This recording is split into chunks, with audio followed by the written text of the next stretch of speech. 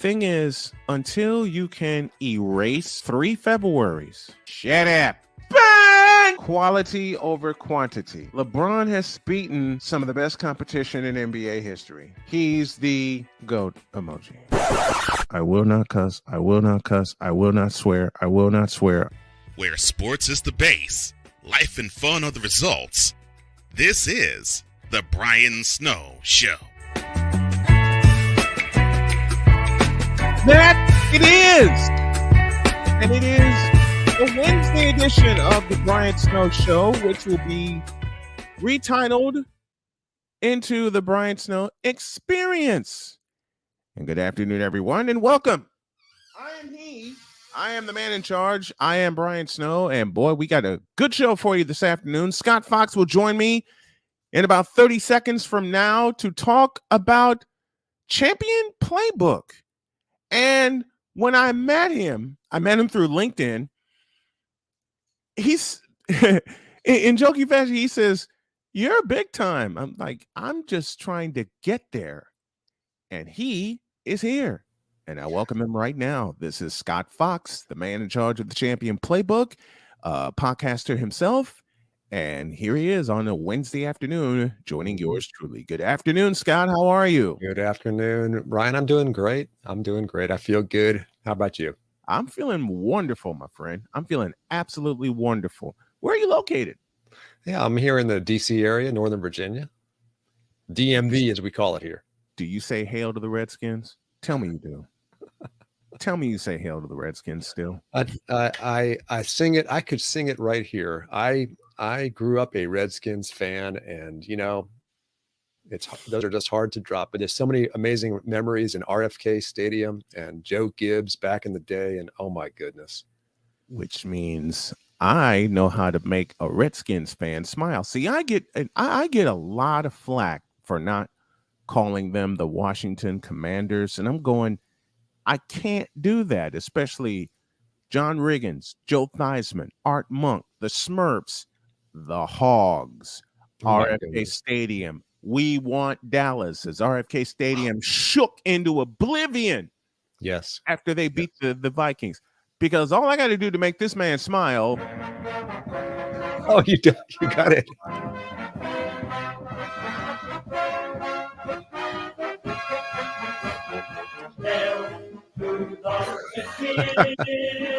Hail victory.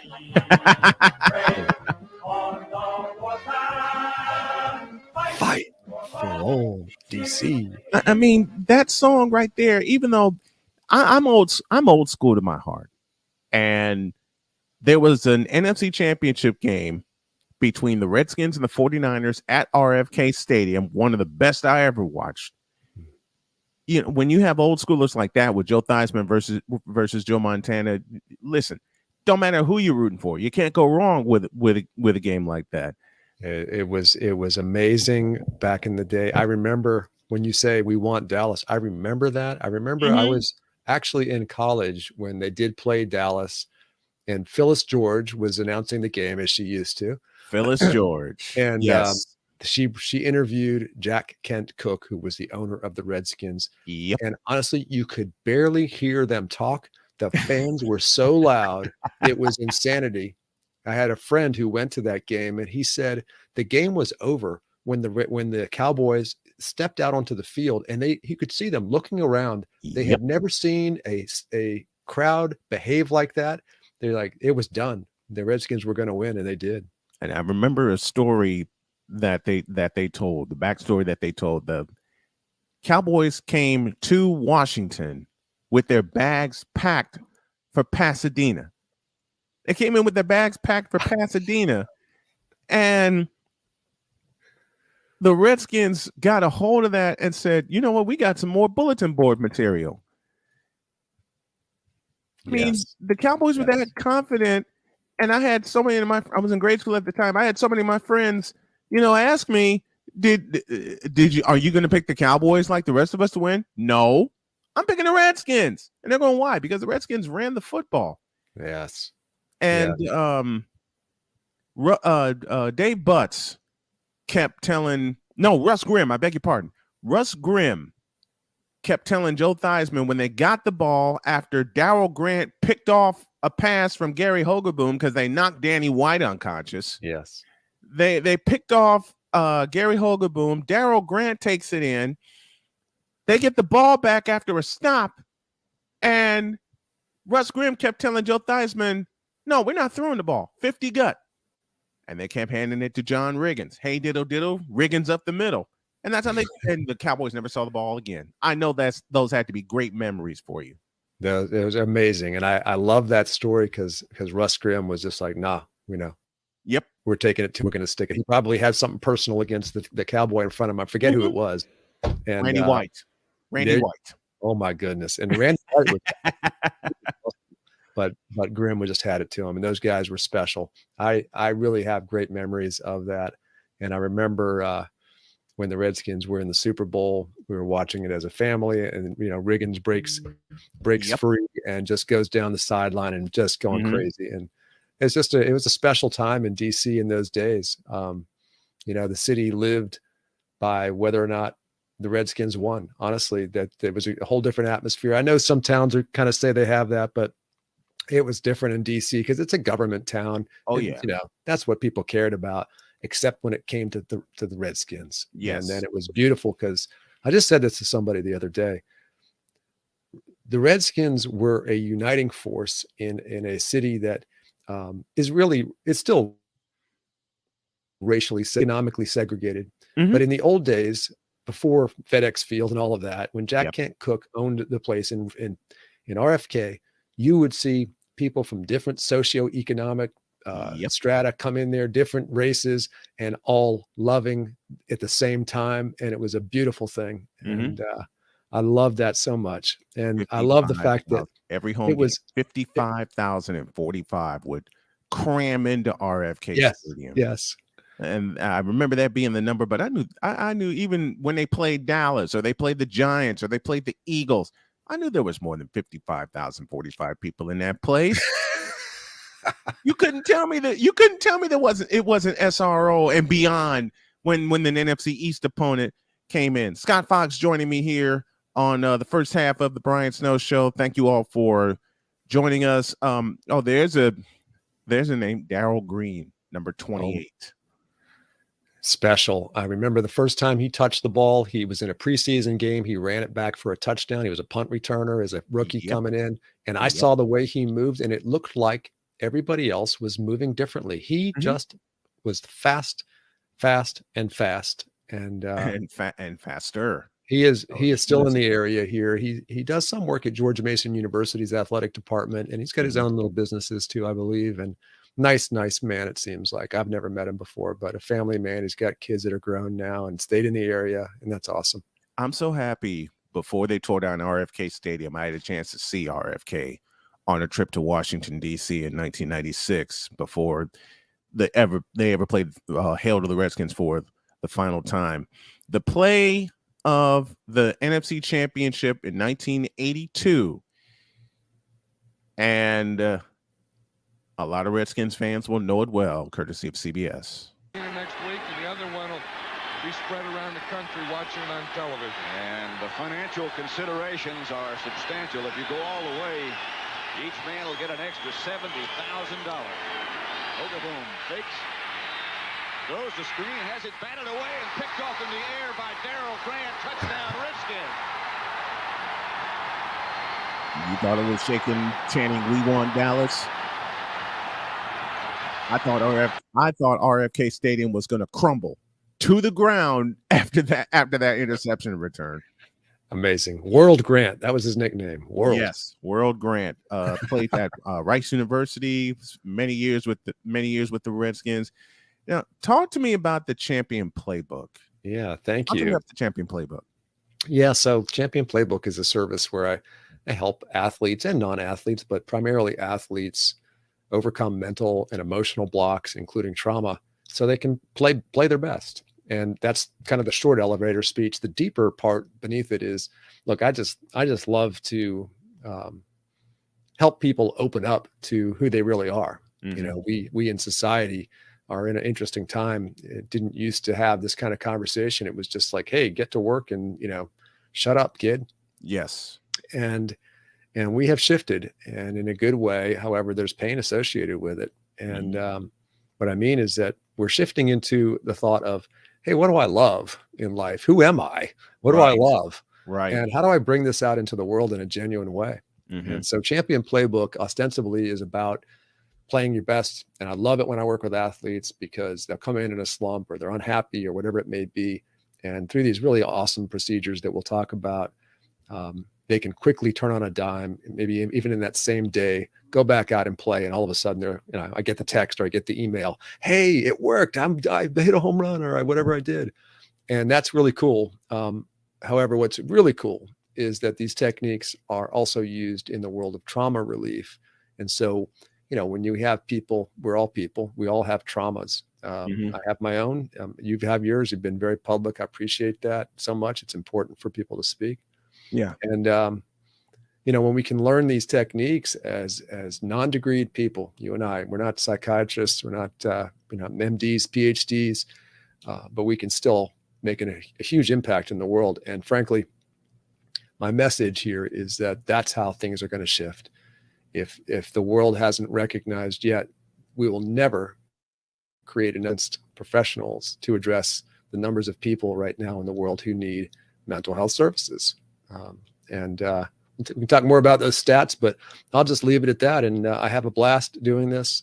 Prior to doing this, I've been doing this work for about 13 years. 2 years ago, I tried to grow the brand front and center, and I have.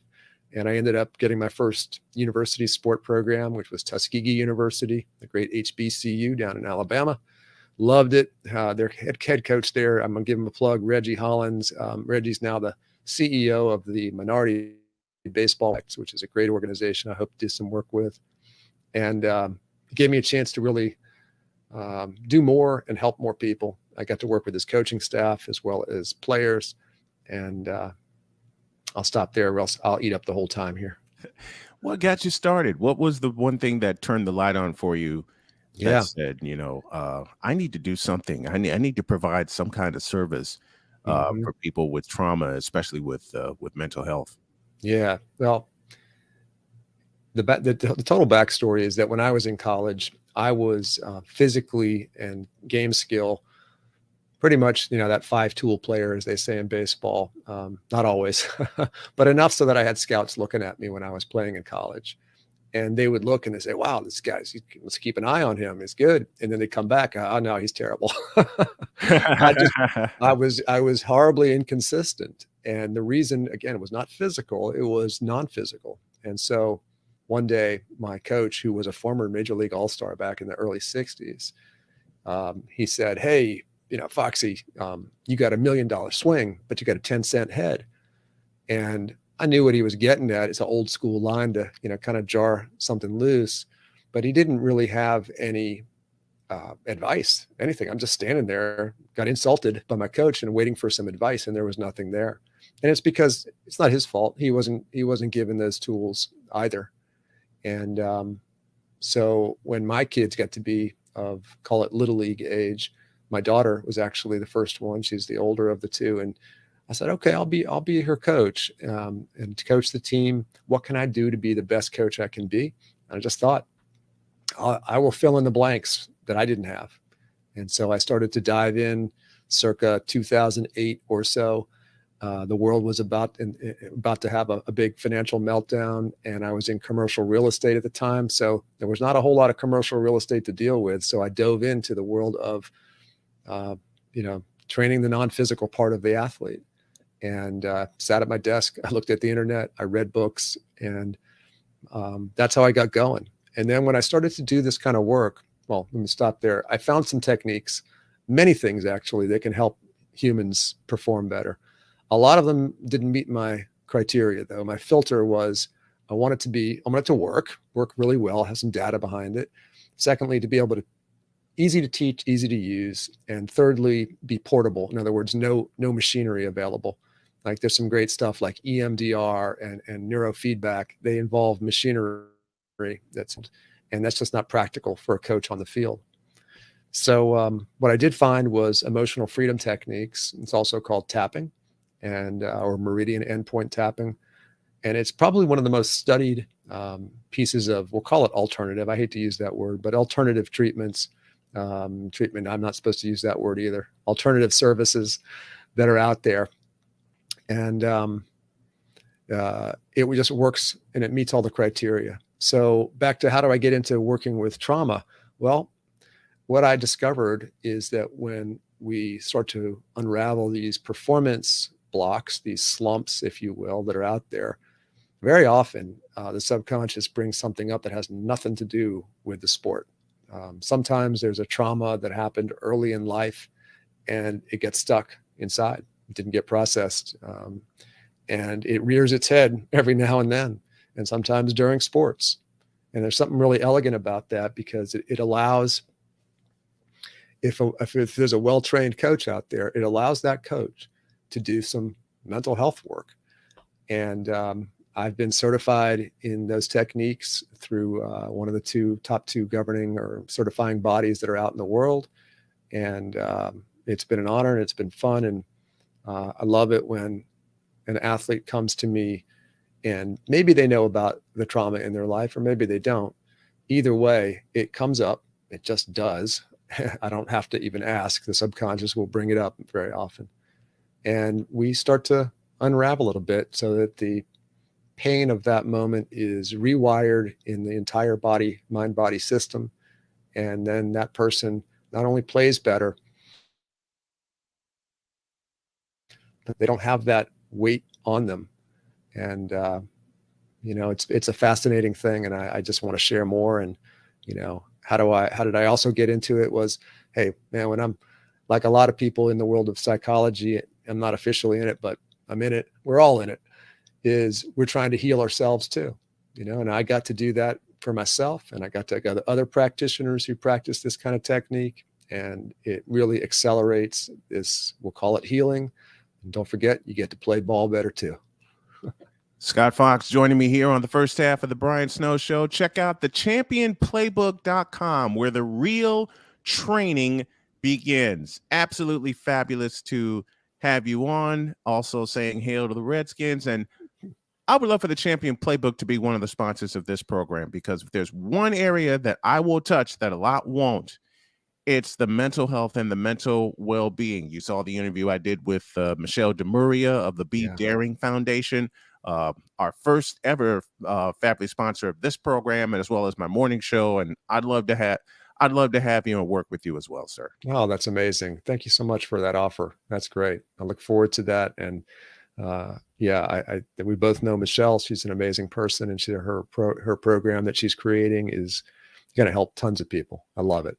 I love it. I love it. So I'll throw a logo up on the show page on the SDM Sports Radio Network website with a connection back to his. That's Scott Fox. Check him out. The championplaybook.com, where the real training begins. It's not just physical, it is mental. Scott, thank you so very much. I look forward to having you on often and working with you, my friend.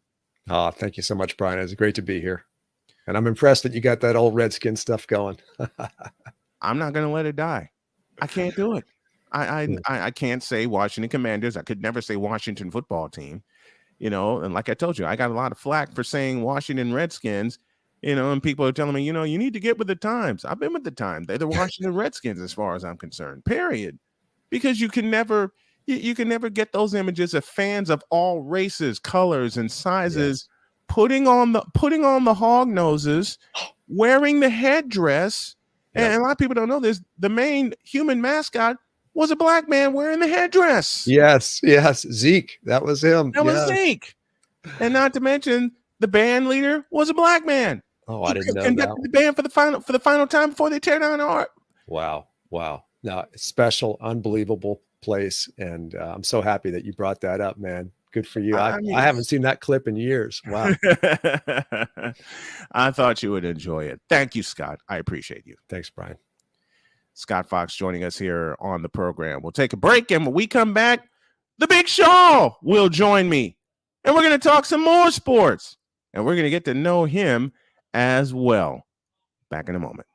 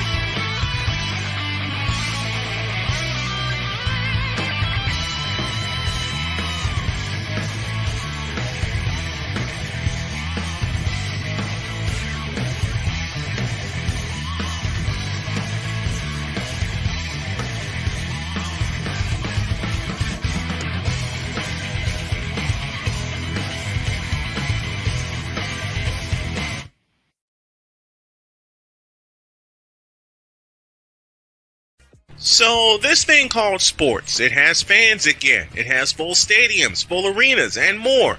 And you want to be a part of it, don't you? Of course you do. If you begin to scour the resale market, there will be tickets available. And what you need to get those tickets that you want so badly is SeatGeek. SeatGeek is the app available to you that lends a hand in helping you get the tickets that you want for the events that you want. SeatGeek rates the tickets on a 1 to 10 scale, and the best part is the tickets are vetted for authenticity, so you know what you are getting and you know you are not getting scammed. And now you can save even more by using the code SNOWMAN and getting $20 off with your very first purchase. Yes, you can do all of that with the power of SeatGeek, helping you get to the games that you want, so you fans can fan. So let's all fan.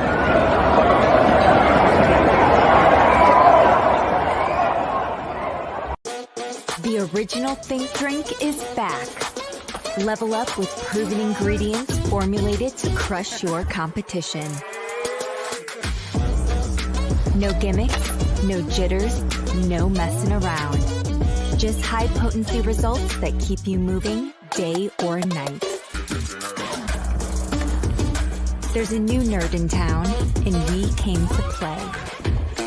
Nerd Focus, smarter than energy.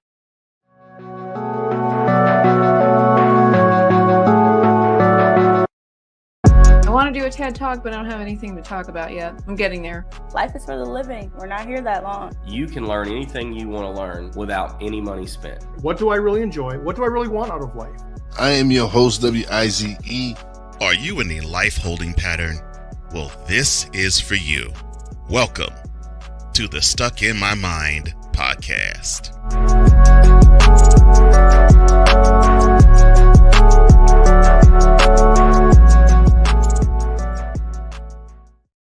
And welcome back to the Brian Snow Show, soon to be titled The Brian Snow Experience. I'll be with you every afternoon, 3 p.m. Eastern Time. My thanks to Scott Fox, who came in first half of the show. Absolutely fabulous interview, and very, very good friend. This portion presented by the Be Daring Foundation, eradicating the stigmas surrounding mental health for high school and college students, first responders, and athletes. And we also picked up another sponsor because you all know me talking about mental health is very, very dear to me.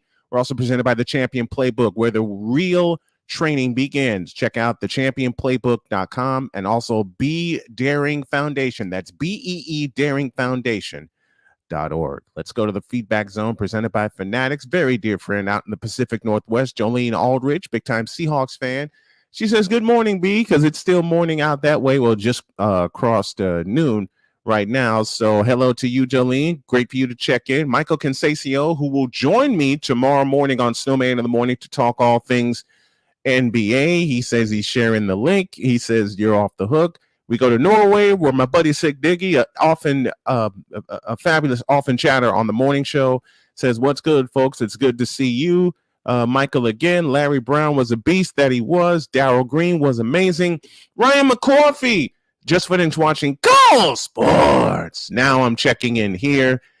Fabulous to have you, my friend. Love you, Ryan, for that. And speaking of the man they call Cole Sports with a Z, he said, what is up? Thank you for showing love to the Cole Sports brand partner. Listen, I love you, Cole.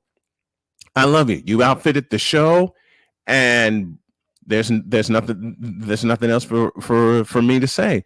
Thank you for the love, Ryan McCarthy. I appreciate you. Well, we all appreciate you, Cole. Cole Johnson, the executive producer of the program. Speaking of the Pacific Northwest, that's where we go for the second half of the show. The Big Shaw joins me, and he joins me right now. How are you, my man? I'm doing pretty good, man. How are you? I'm great. I finally get a chance to get you on the program. Yeah, man. Yeah.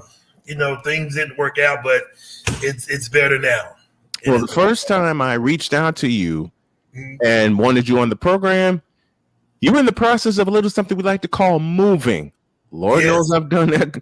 I've done that quite a few times. You were making a move out to the Pacific Northwest, out to Portland, Oregon. Yes. I'm back in Portland, man, for the second time. It's pretty good out here. I like it. Good. What drew you to are you originally from the Portland area? No, I'm originally from Louisiana. So what drew you to the Pacific Northwest? That's a good question. That is a very good question. One day I woke up. I said, you know what? It's time for a change. It's time for a move. And I said, I'm gonna go to Portland. I came out here. It's different. It's a culture shock, but it's different. But I like it though. How big of a culture shock is it? Oh, for me, it's big, especially with the food, man. It's a really big culture shock with the food, man. So I wish it was, like the Southern food, but it's not. It's not. But it's getting there. Good, very good. Big Shaw joining us here, the man of the Big Shaw Show, joining us here on the second half of the Brian Snow Show this afternoon. Sharif Ahmed joins us. He says he loves Portland, Oregon, including the area of Beaverton, which is where he's showing love. Yeah, Beaverton is I don't want to be wrong. I'm only been there twice, so I think Beaverton's like maybe a few minutes away from here. Right. So, what got you started in sports talk? What turned on the light for you? Well, I'm not gonna lie to you. It all started in Baton Rouge, Louisiana. That's, of course, where LSU is located. I was just sitting around in my apartment, and they were playing Texas Longhorns at the time, and I was like, it'd be cool to start a podcast. I don't think podcast was hot at that time. This was in 2011. I don't think podcasting was hot. It wasn't. It wasn't. So I was like, I want to start a podcast. So the person I was with at the time was like, "What's a podcast?" I said, "I don't know. I just threw it out there. I said, a sports podcast." So I got a notebook and I just started jotting down all the sports stuff, the news and stuff like that, and I got into it. See, when I was a kid too, I'm in my room, like every sports article in the newspaper, I would cut it out. And I would put it all over my wall. Every article in the world was on my wall. And as I got older, I was like, man, this is really cool. So, watching that, doing that, and also watching Michael Jordan and Scottie Pippen and stuff like that, I was like, man, I like this stuff. So that's what got me into the sports stuff. But I'll tell you a funny story. Someone asked me, they said, well, when you got into sports? I tell you, I was late coming in watching sports. Actually, I didn't know who Michael Jordan was until Scottie Pippen got there. I know that's crazy, but that's when I knew who he was. Drew Willingham, my man, one of my best friends out in Virginia, one of the co-hosts of the Sports Senseis, sending love. Home of the Portland Timbers, says Sharif Ahmed, Rose City. You know what got me started? In 2013, 2011 is when I got started, hosting a show full time. Yeah. Because I did it off and on at Chicago State University from 95 to 2004, but it wasn't consistent. Right. And when I started the afternoon locker room, I said, I got to do something and make it consistent. So I had that, and then I had the Brian and Rich show, but I still couldn't keep it consistent, Right. But be that as it may, I kept trying, and someone actually dared me to get my full opinions out there. So that's when I shifted to the morning, because it's just something about the morning that clicked with me. Yeah. And October 1st, 2013, that's when the Snowman in the Morning was born. I still have that first episode. I have a few of my archives left. I basically have obliterated the archives because I'm doing something new. I want to do something new and doing something more consistent. I had to step out for a minute, but I'm going to give you the floor and ask you this and ask you this question. What's one thing that you love to cover that people get on you about? Man, they get on me about talking about the Saints and LSU and the Dallas Cowboys. I get, people get on me about that a lot because I'm from Louisiana. So they expect me to talk good about LSU, but I can't do it, man. Every time I do it, it hurts my heart to talk good about LSU, but it's getting better. And then with the Saints as well, I get a lot of hassle behind the New Orleans Saints. I know it's a lot of Saints fans everywhere, and I know they got some up here in the Pacific Northwest as well. You know, in Louisiana, that's where the fans is right there. But I get hassled a lot every time I talk about the Saints. You know, I get it every time, and the Dallas Cowboys too. You know what gets it from me? I'm from Chicago originally, but I became a 49er fan because of Joe Montana. And I get it all. I get it all the time. You know, folks saying, you're from Chicago. How can you be a 49er fan? Easy, Joe Montana. Easy, yeah. I mean, Montana. In fact, I'll tell y'all the exact play that made me a 49er fan forever. I will show y'all the exact play that made me a 49er fan forever, and it's this. 3rd and 3. We'll see a pickup sometime on the right side, possibly. Montana looking, throwing in the end zone. Caught it! Dwight Clark! That play right there, called by the late, great Vin Scully, made me a 49er forever. Period. Made me a 49er fan forever, and I've always been a 49er fan. So when I talk 49ers, I get it too, especially with my friend Jolene, who's a big-time Seahawks fan. And I hate to say this to her aloud. I hate the Seahawks. I feel sorry for the Seahawks come Saturday afternoon. They're gonna get spanked. They're gonna get. How did my granddad is from Macomb, Mississippi. So I'll say it with the Southern twang. They're gonna get killed. They will. They're gonna get absolutely killed. Which game are you looking forward to the most this weekend? Well, I'm not gonna lie to you. The game I want to see, I know a lot of people want to watch it, but Dallas and Tampa Bay. I know some people, they're ready to see Dallas lose. I'm one of them. I'm ready to see them lose. So. I think quite a few people are. My buddy Victor Locke, also from Chicago, showing love to Cole Sports. He says, "Thanks for coming back, Cole. I've missed Cole Sports. We all have." I turned Big Shaw on the Cole Sports, and Cole has an amazing program. I'm looking forward to seeing the Seahawks getting their ass kicked. I'm looking forward to seeing the Cowboys getting their ass kicked. But the game I'm looking for the most, the Chargers and the Jaguars, Saturday night. That's gonna be good. That's gonna be real good. It'll be one of those things. That'll be one of those games where last possession will win the game. And I wouldn't be surprised if it's a 40-point game on both sides. You got two great offenses.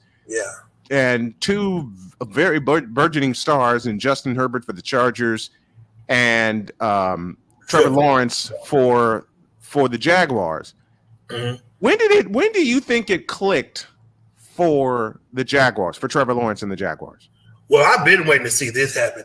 I have been watching Jacksonville as much this year, but I have been telling people that Trevor Lawrence is going to click in real soon. And I was like, man, look at this guy. He's going to be a superstar real soon. Yes. I really love the way he's playing, but I do think it's going to be a really close game. I'm pulling for Jacksonville. I really hope they win, man. I really do. I want to see them win. I want to see. I know this is asking a lot, but I want to see the end of the Los Angeles Chargers and the return of the San Diego Chargers. Because when I grew up watching football, for me, it was the San Diego Chargers. Yeah, it was San Diego. Yeah, it was the San Diego Chargers. It was the San Diego Chargers. It was the Washington Redskins, and you're out in the Pacific Northwest. So the next team I'm going to tell you, I know you're going to smile about. It was the Seattle SuperSonics. Oh man, that's one of my favorite teams. Yeah, it was the Seattle SuperSonics. And now they're gone. They need to get a team back there in Seattle. Man, they need to bring a new team to Seattle and call them the SuperSonics. That would be nice. Period. Nice. I want to see more Seattle-Portland rivalry games. Like I used to back in the day when CBS would carry the games late at night. You would see the playoff games. And don't you miss those rivalries? Yeah, we need some good rivalries, man. We really we do. Listen, like I said, I grew up in Chicago. Bulls, Pistons. Yeah, that was good. Do I need to say anything else? Or Bulls, Knicks. Miami and New York was a good one. Miami and the Knicks, absolutely. Yeah. Miami and the Knicks. To the fans of the Fanatic Feedback Zone, tell me three of your favorite rivalries, either college or pro, For me, one of them for me would be Auburn and Alabama. That's a good one. I love the Iron Bowl. That's pretty good. I love the Iron Bowl. One of the reasons I love the Iron Bowl so much was 2013, when, thanks to the voice of the late great Rob Bramlett, this happened. Oh, well, don't have this now. We'll have to find it another time. The kick when, six. Auburn kicked it. The kick Auburn six. Oh, Jesus. I cried, man. Why? That was one of the greatest finishes I ever saw. It was. Oh, that's when Auburn beat Alabama, right? Yes, 34-28. I cried. Why? We man, we were supposed to win that game. No, you weren't. We were supposed to win that game, man. It says who? Alabama is the place of legends. Yeah, and Auburn was the place of legends that year. See, this is why I love doing this. This is why I love doing sports, because I get broadcasters and podcasters on, and we go back and forth like this, but we do it all in fun, man. Yeah. See, this is what the mainstream doesn't understand. Scott Fox still hanging out with us, telling me about one of my favorite 49er linebackers, Ricky Ellison, number 50. Yeah. He sent me a link. I'm going to check it out and see if I can get them as a sponsor of the program as well. And here's one. I love Arizona State, and we're planning. Wife and I are planning to move out to Arizona here pretty soon. Oh yeah. So we're headed west. Mm-hmm. I mentioned Auburn, Alabama. I'm from Chicago, so I had Northwestern Illinois. I mentioned Bulls Pistons from back in the day, or Bulls Knicks. And then for baseball, there will always forever be a rivalry, even though both teams now have a World Series, for White Sox Cubs. That's a good rivalry too. And Cardinals and Cardinals and Cubs. Cardinals and the Cubs. Cardinals and Cubs. And the Red Sox. Yep, Red Sox and Yankees. I think Ryan already pointed that one out. Red Sox and Yankees. That's a hell of a rivalry. Yeah, it is. I love it.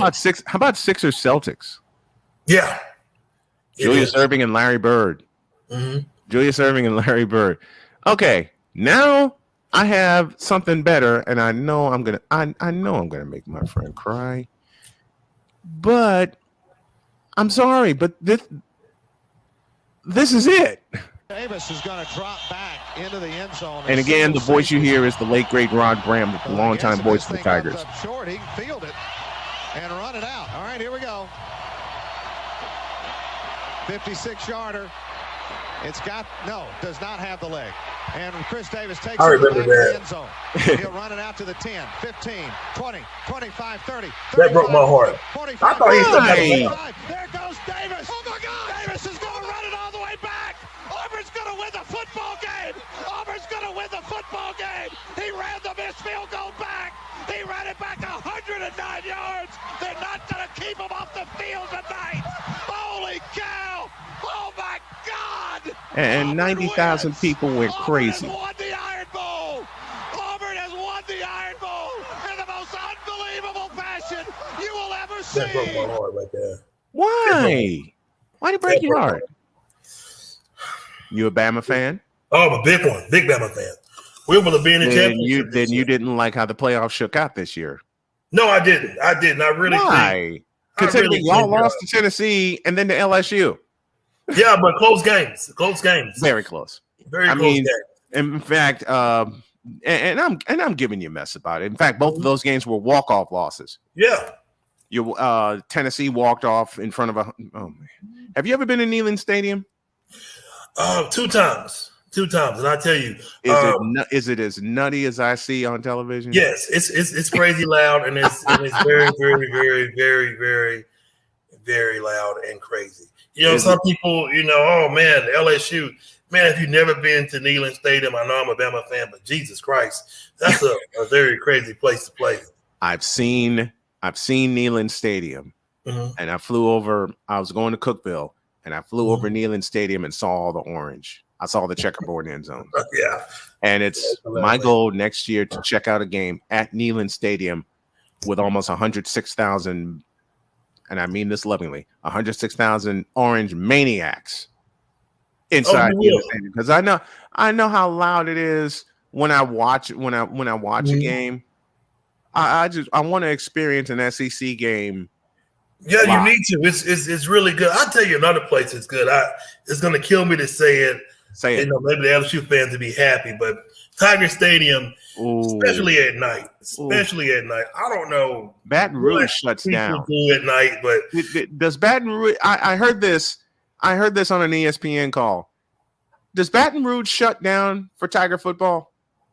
No, but it seems like it because it's like the stadium is always jam packed. But I don't. It just seems like everybody just jams their way into Tiger Stadium. Yeah, it's a great experience, man. You have to check it out. It's crazy for me to say it again, but Tiger Stadium is one of them places you won't forget if you haven't been there. It's a crazy place, but tailgate is fun too because they will feed you.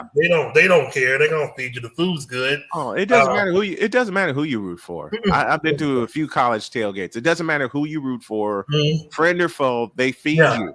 Oh yeah, they feed you. Yeah, they will. It's all fun at the end of the day. It really don't matter. It is who they're playing, but it's all fun, man. At the end of the day, man. And that's why I love college football. The fans are one of the main reasons I love college football so much because, you're going to root against your team. They're going to root against your team and you against theirs for 3 hours. But, before the game starts and when the game ends, everybody's still out in the parking lot 4 hours after the game is over, tailgating and drinking and everything, sharing memories about it could be a 47-0 blowout. Yeah. And you're still hanging out with the enemy in the enemy in the parking lot. Yeah, but that's what makes it fun. That's what makes it fun. It's just fun. It's just fun and games. It's that but you do have your ones that do take it too seriously, but but that's how it goes. I'll tell you a tailgating story. For a high school game I did in 2002, and I shared this on the morning show. 2002, I did Brother Rice St. Rita in the Chicago Catholic League. And that night it was a big game because it was number 2 versus number 3 in the area. So I get there, and of course the varsity game hadn't started yet. The frost off game's going on, and the tailgating's going on like crazy. And some people started recognizing me. I said, "Where are you going to sit tonight? We got a small press box." I said, "I don't know," and I had to go up on the roof. Yeah. And then the clouds started rolling in. I had my umbrella. I had my equipment. The clouds started rolling in, and by the end of the first quarter, I was drenched. My umbrella wound up somewhere up 79th Street. Hopefully, I was hoping it didn't poke out a window or an eye or two at the time. But a strong 30-mile-an-hour gust of wind took it, and I couldn't hold on to it. It was either I hold on to the microphone and record the game, or I hold on to the umbrella. I had to sacrifice the umbrella. I had to sacrifice the umbrella. You couldn't see the 50-yard line after the first quarter. You couldn't see. It's one of those field. It was all grass, all natural grass. Of course, most stadiums use field turf now. But it was all grass, and you couldn't see a doggone hash mark for the life of you. Do you know that game went 6 overtimes? 6 overtimes. That's a lot of overtimes. And it's my own fault. I always playfully blame myself because it was 14 apiece, less than a minute in the fourth quarter. I'm drenched. I'm also hungry. Yeah. And I said, let's let this game. I'm thinking, okay, let this game end. I can go downstairs. I'll work my way through the tailgate and I'll go home. I said something on the air I shouldn't have. When I said, the only way this game continues is if Brother Rice forces a fumble. What do you think happened the next play? On the 1 yard line, it was a 50-yard complete. St. Rita got a 50-yard completion plus a 15-yard penalty. Ooh. So it's first and goal at the 5, clock ticking, tick, tick, tick, tick, tick, tick. And I came back from a break, and I remember saying, okay, the only way this game continues is if they force a fumble. Right. What do you think happened? Strip the ball at the 1 yard line, and Brother Rice recovers. Ooh. And a guy named Parker carried the ball, and I said his name, and I heard the PA man say fumble. Oh. I nearly said a bad word on the air. Well, that happens too. That happens too. That happens too. A lot. Because it's like, because I said, this can't be happening. This just can't be. Mm-hmm. Yeah, it did. That I don't know how much caffeine I drank that day. Mm-hmm. I don't know how much caffeine they kept bringing up to me that night because I was up on the roof. And one of my good buddies, Tim Maher, who I'll have on the show soon, I mean, we just couldn't believe it. Mm-hmm. We just couldn't believe it. I'm like, why is this game still going? Third overtime, fourth overtime, fifth overtime, sixth overtime. Rice gets a field goal. St. Rita gets a touchdown. Game over. I quickly wrap it up, pack up my equipment, and that was the wettest climb down from the roof I ever experienced in my life. I bet it was.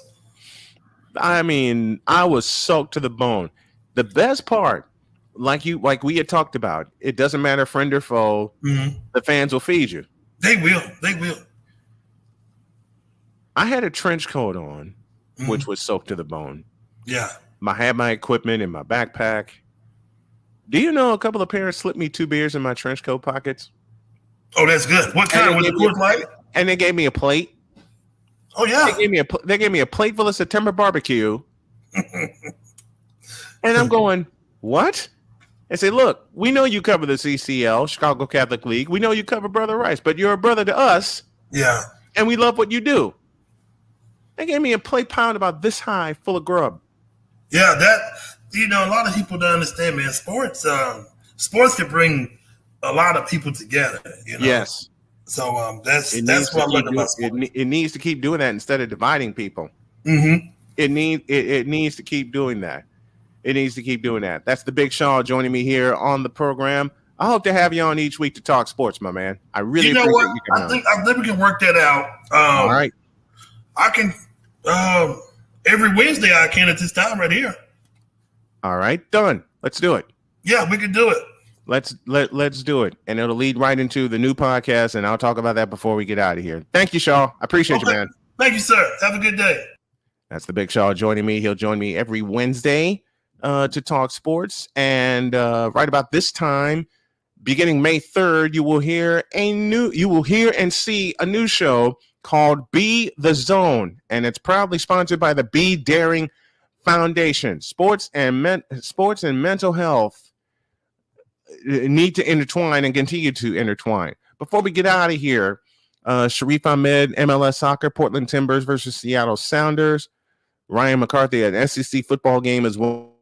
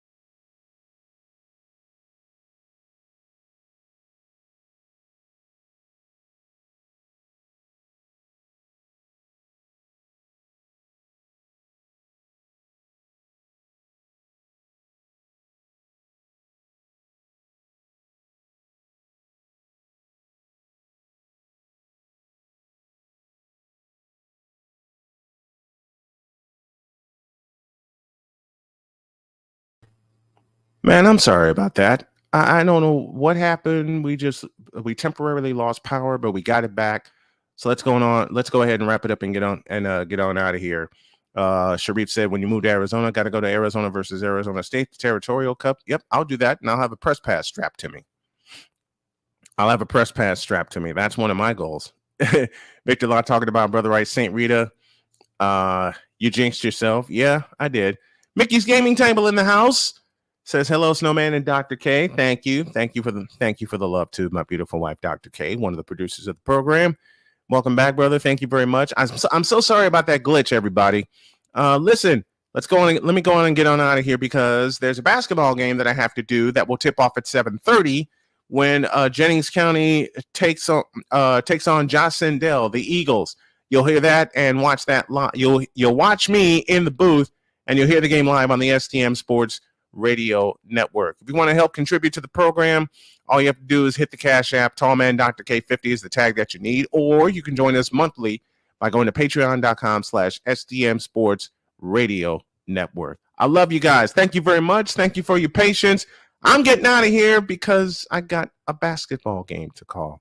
So let me get out of here. Thank you to everyone who joined us. Thank you to everyone that follows us. And I will see y'all tomorrow in another edition of the Brian Snow Show. Hello. So long, everybody.